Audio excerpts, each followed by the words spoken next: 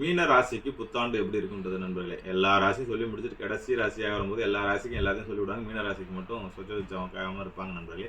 மீன ராசிக்கு யாருமே பெரிய பலன்களை சொல்ல மாட்டார்கள். ஏன்னா 7 சனி நடக்குது, அது அப்படி போகுது, இது அப்படி போகுது அப்படிங்கிற மாதிரி உங்களை பயமுறுத்துவார் நண்பர்களே. எதை பற்றியும் கவலைப்பட வேண்டாம் நண்பர்களே. பொன்னவன் மன்னவன் குரு சுக்கிரன் உங்களுக்கு உங்கள் வீட்டிலே சுக்கிரன் உச்சமாக இருக்கின்றார். உங்கள் வீட்டில் விருந்தாளி வந்து நல்லது செய்யக்கூடிய உச்சமாக இருக்கிறதுனால புத்தாண்டு பிறந்து ஒரு புத்தாண்டுலேயே உங்கள் வீட்டில் சொந்த வீட்டில் சுக்கிரவன் சுகபோகத்தையும் அதிர்ஷ்டத்தையும் ஐஸ்வர்யத்தையும் கொடுக்கக்கூடிய சுக்கிர பகவான் உச்சமாக இருக்கின்றார்.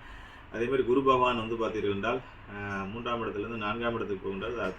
4ஆம் இடத்து சனி 4ஆம் இடத்துக்கு குரு அப்படிங்கிற மாதிரி சொல்கிற மாதிரி இருந்தாலும் சனி பகவான் ஜென்மத்தில் வந்திருந்தாலும் அந்த மற்றபடி பார்வைகள் மற்றபடி உங்களுடைய சூழ்நிலைகள் எல்லாமே ஒரு கேது 6ஆம் இடத்தில் இருப்பதுங்கிறது ஒரு பெரிய எதிரிகளை கொல்லக்கூடிய, எதிரிகளை தும்சம் செய்யக்கூடிய, எதிரிகளை காணாமல் போகிறது. மீனராசியை பகைத்தவன் வாழ்க்கையில் நிலைக்க மாட்டான்கிற ஒரு பழமொழியை சொல்கிற மாதிரி மீனம் என்பது ஒரு நிலையான ராசி, ஒரு நல்ல ராசி, வாக்குப்பளிதமுள்ள ஒரு ராசி, நேர்மையான ராசி. அப்படியாப்பட்ட மீனராசி நண்பர்களுக்கு கடந்த 2 ஆண்டுகளாக கொஞ்சம் அப்படி இப்படின்னு 7 சனி படுத்தி இருந்தாலும் ஒரு பெரிய பாதிப்புகள் இருக்காது. ஏன்னா சனி வந்து தன்னுடைய சொந்த வீட்டிலேருந்து மாறி இப்போ வந்து குருவோட வீட்டுக்கே வருகின்றார், உங்களுடைய வீட்டுக்கே வருகின்றார். அதனால் குருவோட வீட்டில் இருக்கும்போது சனி வந்து குருவோட பிரதிபலிப்பை தான் செய்வார் நண்பர்களே. ஆகவே நல்ல பலன்களையும் நல்ல வெற்றிகளையும் நல்ல அற்புதத்தையும் மறுபடியும் செய்வதற்கு உங்கள் வாழ்க்கையில் நீங்கள் பயணம் மேற்கொள்ள வேண்டிய ஒரே ஒரு ஜோதியிலிருந்து கிருஷ்ணேஸ்வரர், அதாவது மகாராஷ்டிராவுக்குள்ள எல்லோராய் ஓவியத்துக்கு இருக்க பக்கத்தில் இருக்கக்கூடிய அந்த ஓவியத்தை, அந்த ஜோதிர்லிங்கத்தை ஒரு தடவையும் தரிசனம் செய்து விட்டு வாருங்கள். உங்கள் வாழ்க்கை வளமாகவும் நலமாகவும் இருக்கும்.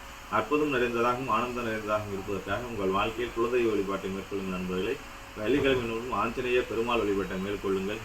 சனிக்கிழமை தோறும் பெருமாள் வழிபாட்டை மேற்கொள்ளுங்கள். உங்கள் வாழ்க்கை அற்புதம் ஆனந்தம் பேரின்பம் நிறைந்ததாக, ஆர்ப்பரிக்கும் ஒரு பேரின்பம் நிறைந்ததாகவும், வெற்றிகள் வெற்றி குவிக்கக்கூடிய ஒரு அற்புதமான ஆண்டாக இந்த புத்தாண்டு உங்களுக்கு அமையும் என்பதை சொல்லிக்கொண்டு உங்களுக்கு விடைபெறும் நண்பர்கள்.